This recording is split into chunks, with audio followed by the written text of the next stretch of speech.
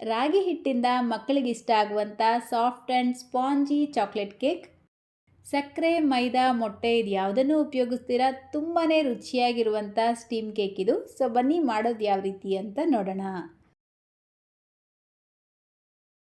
ಮೊದಲು ಒಂದು ಮಿಕ್ಸರ್ ಜಾರ್ಗೆ 1 ಕಪ್ ರಾಗಿ ಹಿಟ್ಟನ್ನ ಸೇರಿಸ್ಕೊಳ್ತಾ ಇದ್ದೀನಿ. ಮನೆಯಲ್ಲೇ ಮಾಡಿರುವಂಥ ರಾಗಿ ಹಿಟ್ಟು, ಅಂಗಡಿ ರಾಗಿ ಹಿಟ್ಟು ಯಾವುದು ಬೇಕಾದರೂ ಉಪಯೋಗಿಸ್ಬೋದು.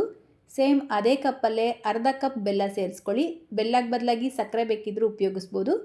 ಸಿಹಿ ಜಾಸ್ತಿ ಇಷ್ಟಪಡ್ತೀರಾ ಅನ್ನೋ ಹಾಗಿದ್ರೆ 3/4 ಕಪ್ ಸಕ್ಕರೆ ಅಥವಾ ಬೆಲ್ಲ ಸೇರಿಸ್ಕೊಳ್ಳಿ.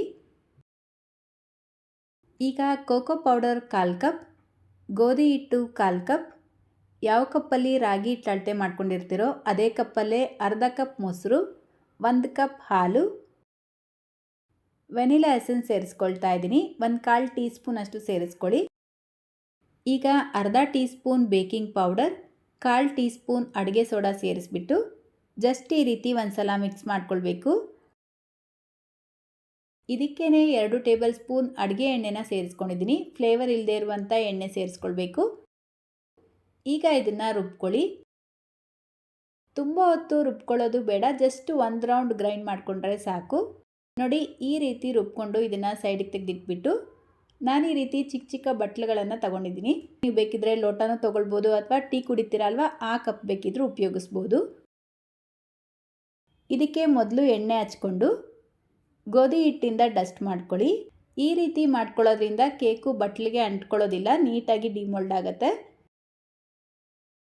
ಈಗ ರುಬ್ಬಿಟ್ಕೊಂಡಿರುವಂಥ ಮಿಶ್ರಣನ 3/4 ಭಾಗದಷ್ಟು ಫಿಲ್ ಮಾಡಿಬಿಟ್ಟು ಇದರ ಮಧ್ಯದಲ್ಲಿ ಚಾಕ್ಲೇಟ್ ಸೇರಿಸ್ಕೊಳ್ತಾ ಇದ್ದೀನಿ.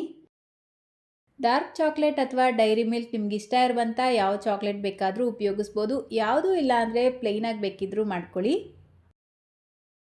ಈಗ ಈ ಕೇಕ್ನ ಸ್ಟೀಮ್ ಮಾಡ್ಕೊಳ್ಳೋದಕ್ಕೆ ಒಂದು ಪಾತ್ರೆಯಲ್ಲಿ ನೀರು ಬಿಸಿಗಿಟ್ಕೊಂಡಿದ್ದೀನಿ.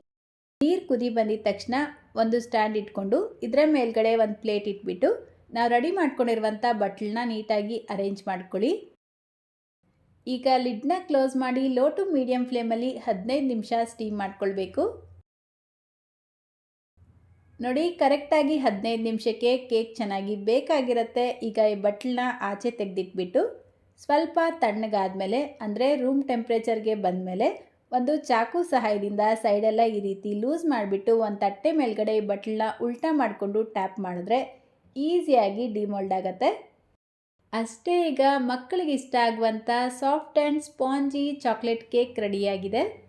ತಿನ್ನೋದಕ್ಕಂತೂ ಸಖತ್ ಟೇಸ್ಟಿಯಾಗಿರುತ್ತೆ. ಮಕ್ಕಳಿಗೆ ಎಲ್ಲ ದೊಡ್ಡವ್ರಿಗೂ ಇಷ್ಟ ಆಗುತ್ತೆ. ಸೊ ಒಂದು ಸಲ ಟ್ರೈ ಮಾಡಿ.